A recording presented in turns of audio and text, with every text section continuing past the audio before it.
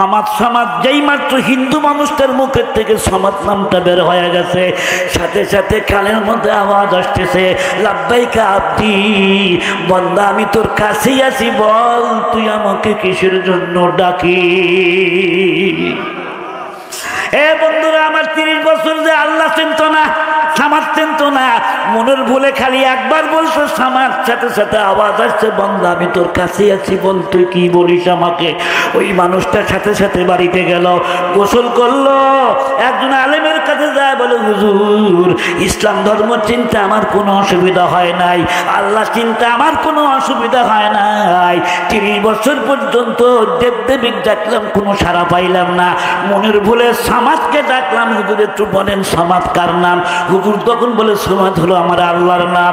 হিন্দু লোকটা বলে হাতটা বাড়ায় দেন, আমি সমাজের পরিচয় পাইছি, আর আমি হিন্দু থাকবো না, আজকের থেকে হয়ে গেলাম মুসলমান। বুকের সাথে বন্দুক ধরে মুসলমান বানান লাগবে, লা ইকরাহা ফিদ্দীন, এমন কথা ইসলামে নাই। ইসলামকে জবরদস্তি করে কাকে মুসলমান বানায়? কথা বলেন না কেন? ভারতের মিডিয়াগুলো সোচ্চার, ভারতের মিডিয়াগুলো প্রতিনিয়ত বলতেছে হিন্দুরা অত্যাচারে থাকতে পারতেছে না। কয়জন হিন্দু পারছেন আপনারা? কোন মন্দির ভেঙে দিচ্ছেন? কিরম মিথ্যা কথার মিথ্যা কথা। নোটিশ দাও আমাদের সরকারকে যে হিন্দু নির্যাতন বন্ধ করো।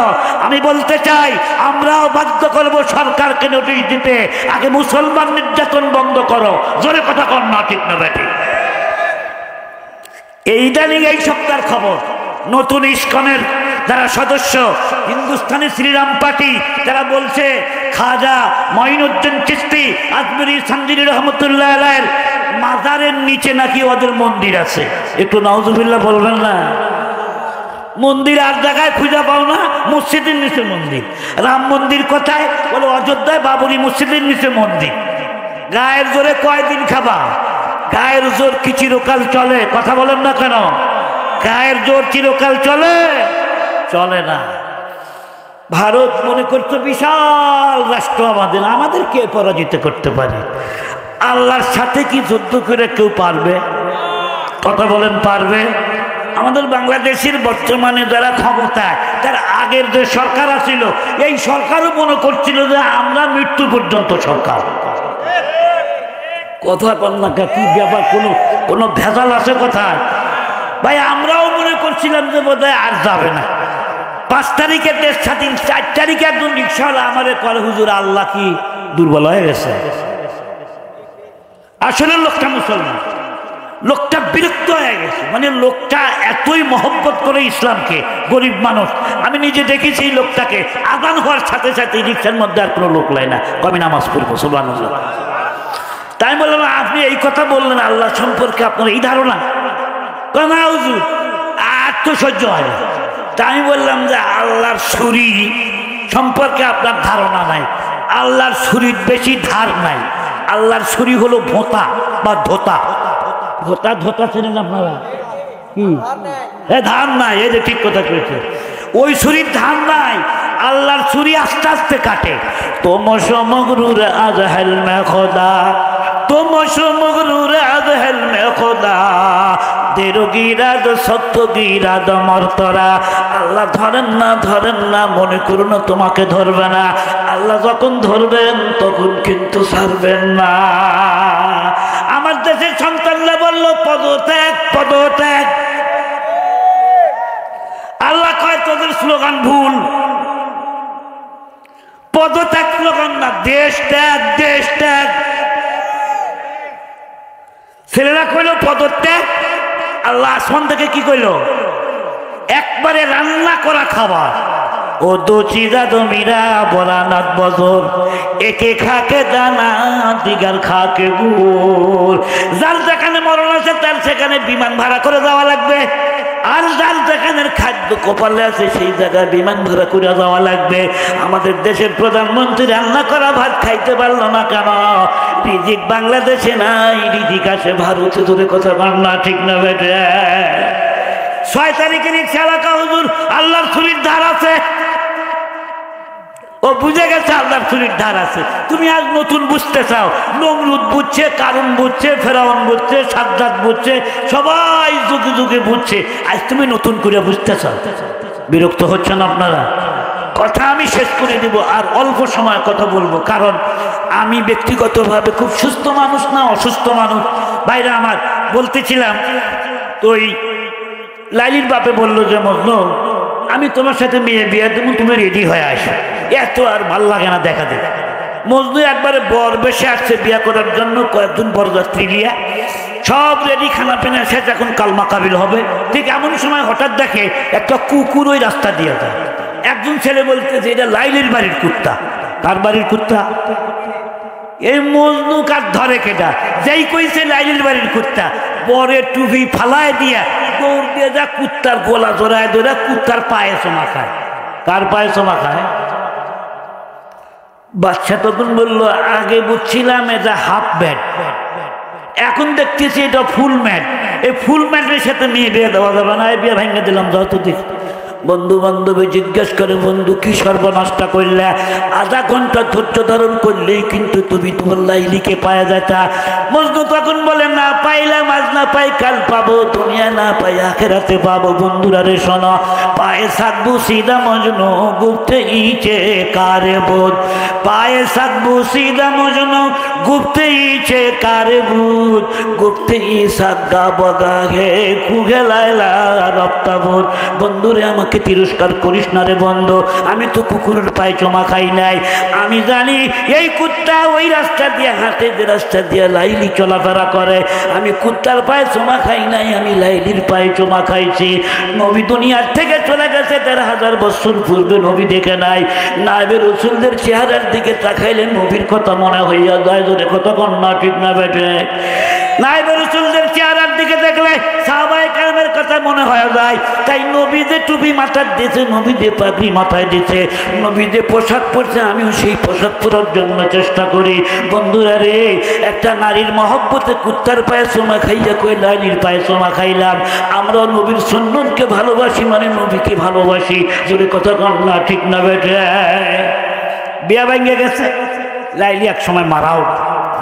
লাইলির বাপে কয়, শোন পাগলা মজনু যদি খবর জানে আমার মেয়ে মারা গেছে, গুরুস্থান থেকে লাশ তুলে নিয়ে যাবে, একটা কবর খুঁড়িস না, 5টা কবর খনন কর। কয়টা কবর? কেন 5টা কবর? খুঁজে যেন আমার বেটি মজনু না পায়। মজনু ঠিকই খবর পাইছে যে আমার লাইলি নাই। গোরস্থানে আসলো, একটা কবরের মাটি নাকের মধ্যে নিয়ে মাটিটা ফেলে দেয়, না এই কবরে আমার লাইলি নাই। আর এক কবরের মাটি নাকের মধ্যে নিয়ে কয়, এই কবরে আমার লাইলি নাই। ৫ম নাম্বার কবরের মাটি যেই মাত্র নাকের মধ্যে নিছে, নাকের মধ্যে নিয়ে কয়, তোমরা যাই বলো না কেন, এই জায়গায় আমার লাইলি আছে। নাইট গার্ড আসা কয়, বের হও, কবর খনন করা যাবে না। ৫ নম্বর সরে কয়, হামসো মজনু বুকনাম হার খাকেরা। ও মুরব্বী শুনে নেন, আমার মধ্যে তেমন কোনো যোগ্যতা নাই, তবে আমার নাকের মধ্যে এমন একটা যোগ্যতা আছে। মজনু যেমন লাইলির কবরের মাটি শুনে বলছিল কবরের মধ্যে লাইলি আছে, আমি যখন চুরি করতে যাব তদনকালে ব্যাংক ব্যালেন্স ছিল না, মাটির নিচে মানুষ টাকা পয়সা গাড়া লাগতো। আমি মাটি শুনে বলে দিতে পারবো কোন ঘরের মাইজার মধ্যে কি পরিমাণ স্বর্ণ চাঁদি আছে। হামসা মজনু বুকনা মাহার খাকেরা, খাকে লাইলা রাবিয়া বাম বেখতা। কয় সুরের কথা গেল? ভুলে গেছে? 4 সুরের কথা গেছে। 4 সুরে বলে, মুরব্বী তুমি চুরি করবা, তোমার মধ্যে কি যোগ্যতা আছে? বাচ্চার কি চুরি করার যোগ্যতা আছে? কথা কন না খায়, ও ট্রেনিংও দেয় নাই কোনোদিন। বাচ্চা মহা চিন্তার মধ্যে পড়ে গেল। বাচ্চা কয়, তোমরা ভাবে না আমার মধ্যে একটা যোগ্যতা আছে। আমার মুখের মধ্যে যে লম্বা লম্বা সুন্নতি দাড়িগুলা দেখতে পাচ্ছ, তোমরা যদি গ্রেপ্তার হইয়া যাও আর আমি যদি ওই জায়গায় থাকি, এই দাড়ির মধ্যে যদি একটু পাতাল ভাবে নাড়াচড়া করি, তাহলে না বুঝাবে ফাঁসির আসামিও দাড়ির বরকতে রেহাই পাইয়া যাবে। ছোটরা তা বুঝলো না। ছোটরা কয়, শোনেন, আপনি হলেন আমাদের সর্দার, আমি এতদিন সর্দার আছিলাম, আজকে থেকে আপনাকে সর্দার মানলাম। তার কারণ বিপদে যদি পড়ে যায় আপনি দাড়ির কেরামতি দেখা আমাদেরকে একটু মুক্তি করিয়ে দেবেন, চলেন যাই চুরি করতে যাই। বাচ্চা তখন বলে কার বাড়ি চুরি করতে যাবা? তোমরা তো এদেশের মানুষ না, কালে শোনেন ও মুরব্বী শোনেন, ছোটখাটো বাড়িতে চুরি করে আমাদের তেমন পোষায় না, খালি খাটনি শেষ হয়ে যায়। আমরা নিয়ত করে বেড়াইছি আজকে দেশের বাচ্চা সুলতান মাহমুদ গজনবীর বাড়িতে চুরি করব। ওহুয়া মাকুম আইনা মা কুনতুম পসে পর্দা বিনাদ আমুল হায় বদ ও হামু পর্দা পুষা দেবালায় খুদ। না, এটা তো ওয়াজ করবার জন্য দিচ্ছে।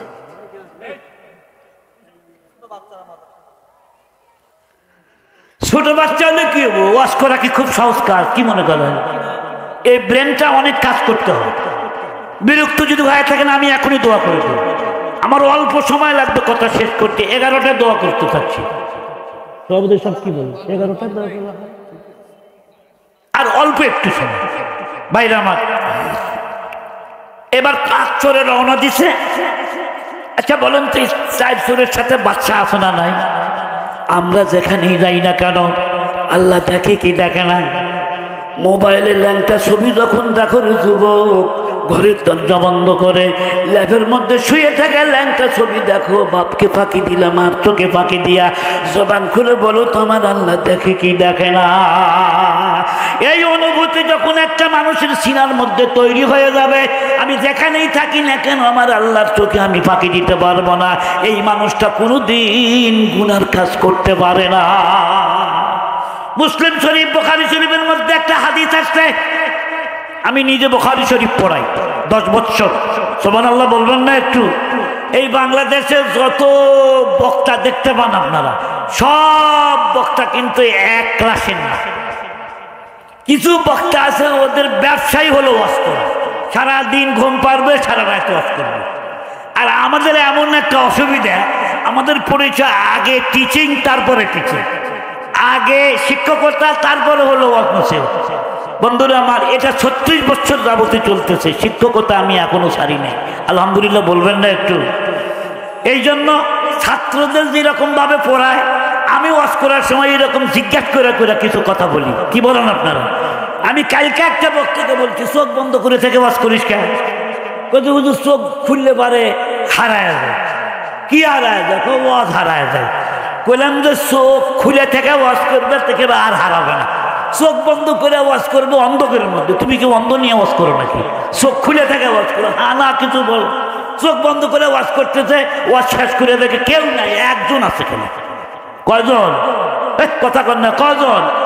হুজুর তো মহা খুশি, দোয়া করতেছে আল্লাহ সবাই চলে গেল, আর একটা চোখ আমার রয়ে গেল। বাবা তুমি এদিকে আসো, তোমার দোয়া করে দিই। হুজুর আগে দোয়া করেন না, আগে শুনেন আমার পরিচয়টা নেন। কি পরিচয়? বলে আমি মাইকালা। মাইক না থাকলে আমি কখন যা শুয়ে থাকলাম নেই। তো ওই রকম লম্বা বক্তৃতা করা আমি নিজেও পছন্দ করি না, শরীরেও কুলায় না। তো মুসলিম শরীফ বুখারী শরীফের মধ্যে একটা লম্বা হাদিস আছে, আমি হাদিসের তর্জমা টুক করব। 3 জন বন্ধু। কয়জন বন্ধু?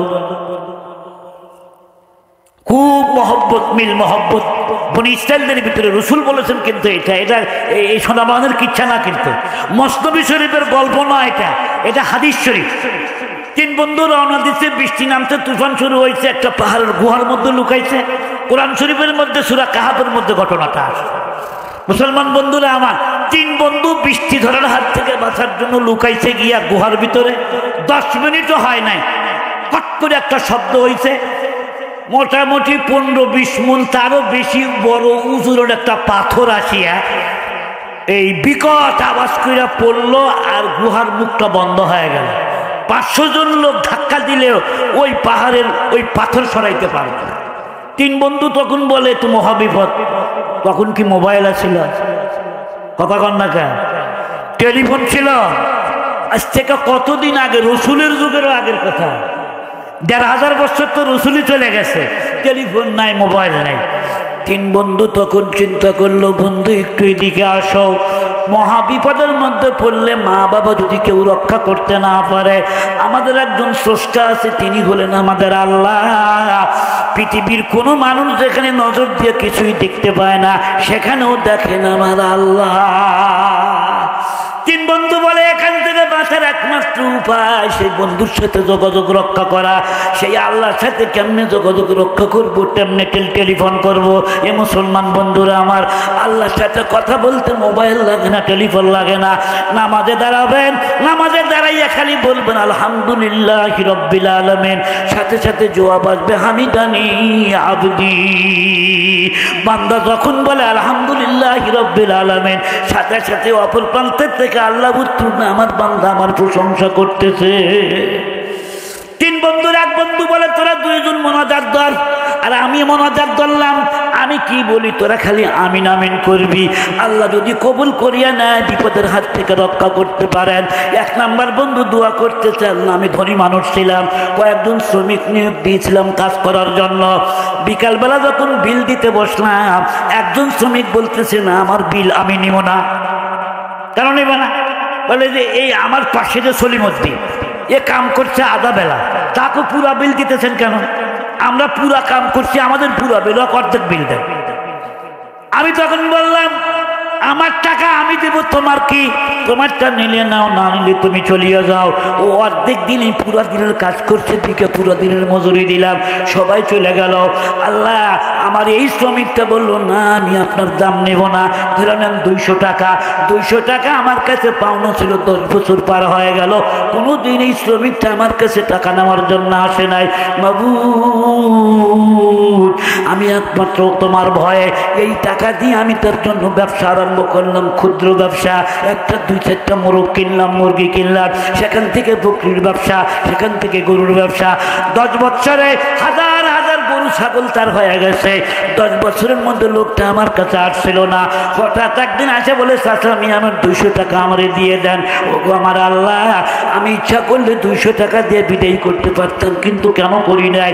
তুমি সব জানতেছো, সব দেখতেছো। আমি তোমাকে খুশি করার জন্য, বিপদের হাত থেকে রক্ষা পাওয়ার জন্য আমি বলছিলাম গরু বাছুর সব তোমার টাকা, এগুলি তুমি নিয়ে যাও। লোকটা তখন বললে চাচা মিয়া আমি গরিব দেখে ইয়ার কি করেন নাকি আমার সাথে? কয় না বাবা ইয়ার কি না, এগুলি তোমার সব সম্পদ। মাওলা গো, যদি এই আমল তোমার কাছে বেশি পছন্দনীয় হয়ে থাকে, আজকে মহাবিপদের হাত থেকে তুমি আমাদেরকে রক্ষা করো। কট করে একটা শব্দ হলো, পাথর সামান্য একটু সরে গেল, সামান্য একটু আলো আসে। 2 নাম্বার বন্ধু হাত তুলছে আল্লাহর কাছে, আল্লাহ আমার তেমন কোনো নেক আমল না, আমি একটা লুচ্চা বদমাশ মানুষ ছিলাম জীবনের প্রারম্ভে। যৌবনকালে আমি আমার যৌবনের অপব্যবহার করেছি, নামাজ কালাম কোনোদিনই পড়ি নাই। আমি আমার জীবন যৌবনকে যেটা ইচ্ছা সেখানে খরচ করেছি।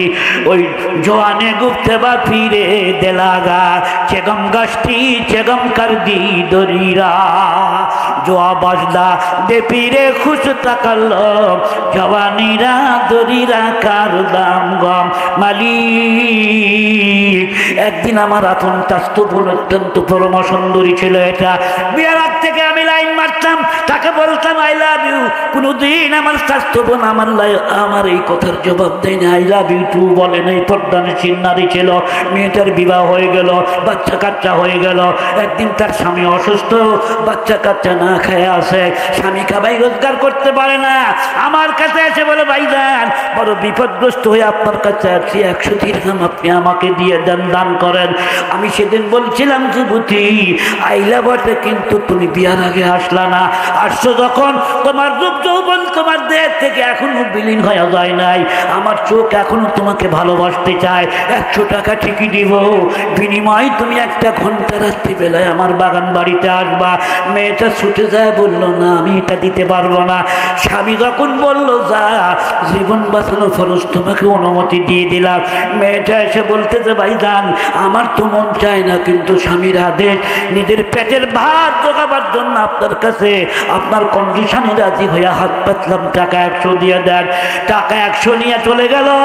প্রয়োজন মিটে রাত 12টার সময় যখন আমার বাগান বাড়িতে আসলো, সমস্ত দরজা বন্ধ করে দিলাম। ওই মেয়েটা তখন উলঙ্গ হয়ে গেল, আমিও উলঙ্গ হয়ে গেলাম। আল্লাহ নবী একটা হাদিসের মধ্যে বলছেন, মানুষ যখন জেনা ব্যভিচার করতে থাকে, মানুষের মধ্যে তখন ঈমান থাকে না, ঈমানটা মাথার উপরে ঝুলতে থাকে। মানুষ যখন চুরি করতে থাকে, তখনও মানুষের সিনার মধ্যে ঈমান থাকে না, মাথার উপরে ঝুল পাড়তে থাকে। মানুষ যখন মাদক দ্রব্য সেবন যতক্ষণ করতে থাকে, অতক্ষণ মানুষের মধ্যে ঈমান থাকে না। এই কাজ করার সময় যদি মউত আসিয়া যায়, আল্লাহ না করুক, বেঈমান হয়ে কবরে দেওয়া লাগবে। ও গো আমার মাওলা, আমি সম্পূর্ণ রেডি হয়ে গেছি, তার দুই রানের মাঝখানে আমি বসেও গেছি। ঠিক এমন সময় দেখে আমার স্বাস্থ্য মনের চোখের থেকে পানির ফোঁটাগুলো গাল বেয়ে বেয়ে পড়তেছে। যৌবনা এক শরীফ দাদি রূপসী সুন্দরী, নিজের কাছে কুমত লোভে ডাকলো পিয়ার করি। সেই সিরাজের তীব্র মোহ লোককে করি যায়, যে নজওয়ান রইল ফিরে মহান খোদার ভয়। আল্লাহু আকবার বলেন। ওই সময় বললাম, বোন তুমি কান্দো কেন? তুমি তো আমার কন্ডিশনে রাজি ছিলা, এখন কান্দো কেন? বোন তখন বলে, দরজা জানলা কেন বন্ধ করলেন? মানুষের ভয়ে। বোন তখন বলে, দুনিয়ার সব দরজা বন্ধ করা যায়, কিন্তু আল্লাহর দরজা বন্ধ করা যায় না। ভাইজান, আমার এই দেহ, আমার সতীত্ব একমাত্র আমার স্বামীর ব্যবহারের জন্য, আপনার জন্য নয়। আমি আল্লাহর কাছে কি জবাব দেব? এই ভয়ে আমি কাঁদতেছিলাম। আমি তখন বলেছিলাম, তুমি আমার বোন, তুমি আমার স্বাস্থ্য বোন। একটা মেয়ে মানুষ যদি এতটুকু আল্লাহকে ভয় করতে পারে, আমি কেন পারবো না? আল্লাহ ওই সময় আমার বোনকে কাপড় চোপড় পরাইয়া সসম্মানে বিদায় করেছিলাম একমাত্র তোমার ভয়। ওই দিন থেকে জেনা ব্যভিচার ছেড়ে দিলাম, ওই দিন থেকে তোমার প্রতি আমি আসি। আল্লাহ যদি ওই আমলটা বেশি পছন্দনীয় হয়ে থাকে, ওই ওসিলায় আমাদের বিপদের হাত থেকে রক্ষা করো। কট করে একটা শব্দ হইল, পাথর আরেকটু নিচে নামছে, কিন্তু এখনো পরিষ্কার না। 3 নম্বর বন্ধু বলে, আল্লাহ তোরা দুইজন আমিন আমিন কর। 2 বন্ধু হাত তুলছে। 3 নম্বর বন্ধু বলে, আল্লাহ আমি এমন কোন নেক আমল আমার নাই, তবে আমার বুড়া মা বাপ দুনিয়ায় জীবিত ছিল, আমি একজন গরিব মানুষ। তোমার পরে আব্বা আম্মার স্থান এটা আমি জানি। প্রত্যেক দিন আমি বকরি নিয়ে বাগানে মাঠে যাই, জঙ্গলে যাই। সন্ধ্যার সময় আসি, আগে বকরি দহন করি। ওই দুধের পেয়ালাটা নিয়ে আগে মার কাছে যাই, বাবার কাছে যাই। আগে মারে খাওয়াই, তারপর বাবারে খাওয়াই, তারপর বাচ্চা কাচ্চাকে খাওয়াই, তারপর আমি খাই। এটাই আমার জীবনের জন্য সবচেয়ে বড় আমল। আর মাবুদ, একদিন আমার বকরি নিয়ে আসতে অনেক দেরি হয়ে গেল, রাত 10টা হয়ে গেছে। বকরি পানাইতে পানাইতে দেখি আমার বাপ ঘুমায় গেছে, আমার মাও ঘুমায় গেছে। আমি দুধের পেয়ালা নিয়ে মার মাথার কাছে যখন গেলাম, দেখি মা নাক ডাকিয়া ঘুম পাড়তেছে। মা বাবা আমার না খায় ঘুমায় গেছে, ডাক দিলে ঘুমের ডিস্টার্ব হবে দেখা। ওগো আমার মালিক, আমি দুধের পেয়ালা হাতে নিয়ে সারা রাত দাঁড়িয়ে দাঁড়িয়ে কাটিয়ে দিয়েছি। আমার ছোট্ট ছোট্ট বাচ্চারা আমার পায়ের কাছে এসে কান্দে, বাবা গো তোমার আব্বা আম্মা মুরব্বী, তারা ক্ষুধা সহ্য করতে পারে, বাবা আমরা পারি না। বাবা আমরা সব দুধ খাবো না, সামান্য একটু দুধ আমাকে দিয়ে দাও। আমি সেদিন বলছিলাম না, আল্লাহ বলছে আল্লাহর পরে নবীর পরে মা বাবার স্থান। মা বাবার চাইতে বেশি মহব্বত তোমাদেরকে করতে পারবো না আমি। তোমরা যদি কান্দা কান্দা মরেও যাও, আমি মারে না খাওয়াইয়া তোমাদেরকে খাইতে দেব না। ফজরের আযান যখন হয়ে গেল, দুধের পেয়ালা মার সামনে যখন ধরলাম, আমার মা আমার দিক তাকায় আছে, বাজান তুমি কি সারা রাত দাঁড়িয়েছিল? বলা হ্যাঁ মা, আমি সারা রাত দাঁড়িয়েছিলাম। তুমি খাও নাই কেন? আমি খাই নাই। আমার নাতিপুতি খায় না কেন? কেউ খায় নাই। মা তোকে পানি রাখতে পারে না। বাবা তুই কেন এত কষ্ট করলি? ছেলে তখন বলে, মা রে, আমি যখন তোমার পেটে ছিলাম তুমি আমার জন্য কম কষ্ট করো নাই গো মা।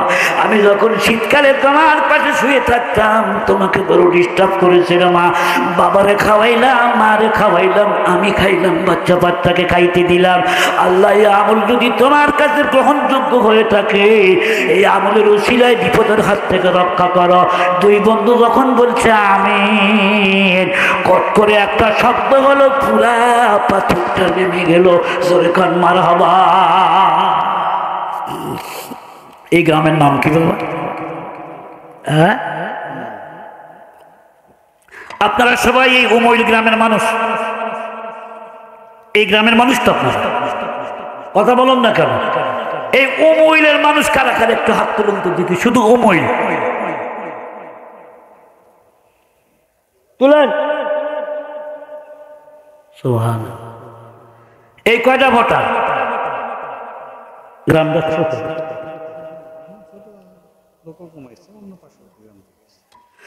আচ্ছা এই গ্রাম বাদ দিয়ে অন্য মহল্লার কি কেউ আসেন নাই? কারা কারা আছেন দুটো করে হাত তুলে দেখেন তো, দুই হাত তোলেন। নারায়ে তাকবীর, নারায়ে তাকবীর। হাত নামান, আমরা বেশি আছি, মারহাবা কর। ও মহিলার মানুষ মনে হয় চিন্তা করতেছে যে যাক বাড়ির থেকে যখন শোনাই যায় যায় লাভটা কি। আমি এই পয়েন্টে একটা সবক দিয়ে যাবো আপনাদের। আমরা না হন গরিব মানুষ, সাপাহার গেছেন বাজার করার জন্য, আপনি গরিব মানুষ, সারাদিন আপনি 300 টাকা কামাই করছেন, বাজার খরচা করার পরে আপনার কাছে 10 টাকা বাঁচছে। কতক্ষণ কয় টাকা? 10 টাকা দিয়ে আপনি কিছুই কিনতে পান না। আপনি একটা কমলার দোকানদারের কাছে গিয়ে বললেন ভাইজান একটা কমলা দেন 10 টাকা দিয়ে। 10 টাকার একটা কমলা কিনে নিয়ে বাড়িতে আসবেন, মা অসুস্থ, বাবা অসুস্থ। ওই কমলা আপনি ছেলেকেও দেখাবেন না, মেয়েকেও দেখাবেন না। মার কাছে গিয়ে বলবেন, মাকে বলবেন মা আমি গরিব মানুষ, তোমার জন্য মিষ্টি আনতে পারি নাই মা, তোমার জন্য বিরিয়ানি আনতে পারি নাই, তোমার জন্য কেজি কেজি আঙ্গুর বেদানা আনতে পারি নাই গো মা, আমি গরিব মানুষ, 10 টাকা দিয়ে একটা কমলা আনতে, তুমি অসুস্থ। মা গো আমি যখন ছোট ছিলাম তুমি যেমন আমাকে কমলা ছিলাম মুখের মধ্যে দিয়ে খাওয়াই দিতে গো মা। ও মা তুমি এখন কামাই করতে পারো না, তুমি এখন অসুস্থ মানুষ, মা তুমি একটু মুখটা হা করো। নিজের হাতে কমলা ছিলে যদি মার মুখের মধ্যে তুলে দেন, মা খাইতে যাবে না, মা বলবে না বাজান আমি পরে খাবো, পরে খাবো বললেই বুঝবেন যে একা খাবে না, আপনার ছেলে মেয়ে ছাড়া কিন্তু আপনার আব্বা আম্মা খাবে না। ঠিক না ভাই? ঠিক। আপনি বলবেন না আমি নিজে খাওয়াবো, নিজের হাতে মার মুখের মধ্যে যদি একটা কমলা তুলে দিতে পারেন, মার চোখে কিন্তু পানি এসে যাবে। এটা দুঃখের কান্না না, এটা হলো মায়ের আনন্দের কান্না। মার চোখের থেকে আনন্দের এক ফোঁটা পানি যদি বের করে দিতে পারেন আপনি, মা যদি একটা মুস্কি হাসি দেয়, আপনার আমল নামার মধ্যে একটা কবুল হজের সওয়াব লেখা হবে। ও ছোট্ট বন্ধুগণ, আজকের মাহফিলের 1 নাম্বার সবক, কোনদিন আব্বারে কষ্ট দিবেন না, মারে কষ্ট দিবেন না। আব্বা আম্মার মুখ হলো মক্কা মদিনা, 7 লক্ষ টাকা খরচ করে হজ করবেন, হালাল টাকা না হলে হজ কবুল হবে না। মানুষকে দেখানোর জন্য হজ করলে হজ কবুল হবে না। মা বাপ বাড়িতে আছে, একবারে একটা নজর দিয়ে তাকাবেন, একটা কবুল হজের সওয়াব হবে। আব্বা কবরে, মা কবরে গেছে, শুক্রবারের দিন আব্বা আম্মার কবরের পাশে গিয়ে দাঁড়াবেন, কোনো মৌলবি টাকার দরকার নাই, আপনি যা জানেন তাই তুলে দোয়া করবেন। হাত তুলেছেন, আপনার চোখের কোনা যদি 1 ফোঁটা পানি বের হয়, ওই পানির ফোঁটাটা নাকের ডগার কাছে আসার আগেই আল্লাহ রাব্বুল আলামিন আপনার মা বাবার কবর বেহেশতের বাগান বানায়া দিবে। ওই আব্বা আম্মাকে 3.5 হাত মাটির নিচে রেখে আমার যে বন্ধুরা আজকে বয়ান শোনার জন্য বসেছেন, আমি এক্ষুনি আল্লাহর দরবারে হাত উঠাবো, খালি 4 চোরের কথা 2 মিনিটে বলে শেষ করব। বলবো কি? কারা কারা শুনবেন একটু হাত তুলে দেখুন। 11টা হাত নামান। আমার সাথে হাত তুলবেন যারা, দোয়া করবেন যারা, মজাক করবেন যারা, বন্ধুরা আমার, সেই ভাইদের দৃষ্টি আকর্ষণ করে বলছি, এই মাহফিল একটা মাদ্রাসাকে কেন্দ্র করে। কি বলেন, কথা ঠিক না ভাই? মহিলা মাদ্রাসা না এটা? মাশাআল্লাহ। সজিমউদ্দিন, সজিমউদ্দিন কার? আপনার বাবা? মাশাআল্লাহ মাশাআল্লাহ। ভাইরা আমার, এই মাদ্রাসার উন্নয়নের জন্য তো আজকের এই মাহফিল। কি বলেন, কথা ঠিক না ভাই? আমি আপনার পকেটে হাত দিয়ে 10 টাকা নিতে চাই না। যদি কারো মন চায় যে হুজুর মা কবরে আছে, বাবা কবরে আছে, আপনার হাতে কিছু দিয়ে আমি দোয়া নিতে চাই। সারাদিন দান করেছেন, কিন্তু মুসাফিরের হাতে যদি কিছু দিতে চান, আমি 5টা মিনিট সময় দিলাম। আসেননি কোনো বন্ধু, মা কবরে, বাবা কবরে, আপনার পকেটের মধ্যে যে কয়টা নোট আছে তার মধ্যে সর্বোচ্চ বড় নোটটা একটু হাত দিয়ে ধরেন এবং আমার কাছে আসেন। আমি একটু দেখতে চাই নবীর এতিম মাদ্রাসার জন্য কোন বন্ধু কিছু দিতে চান, একটু জলদি করে আসেন। নাই কি কোনো বন্ধু 100 খান টাকার একটা নোট দেওয়ার মতো? একজন মানুষও নাই। কাড়িয়াপাড়া তো আমি গেছি আগে, নাই কাড়িয়াপাড়া গেছি আগে। মাশাআল্লাহ, এক ভাই 500 টাকা, আরেক ভাই 100 টাকা। বন্ধুরা আমার, টাকা চাইলে মন খারাপ করলেন আপনারা? তো একটু আসেন না, একটু দ্রুত আসেন। 100 দেন, 500 দেন, 50 দেন, দিয়ে বসেন। हमसे बजनों को ना महर खा केरा, हमसे बजनों को ना महर खा केरा। আম্মা বান্দা যারা আওয়াজ শোনার জন্য বসেছেন, মাদ্রাসার কর্তৃপক্ষ আপনাদের কাছে যাবে। মাশাআল্লাহ, দাও বাবা দাও, এই টাকাগুলো ধরো না, এখানে নাই।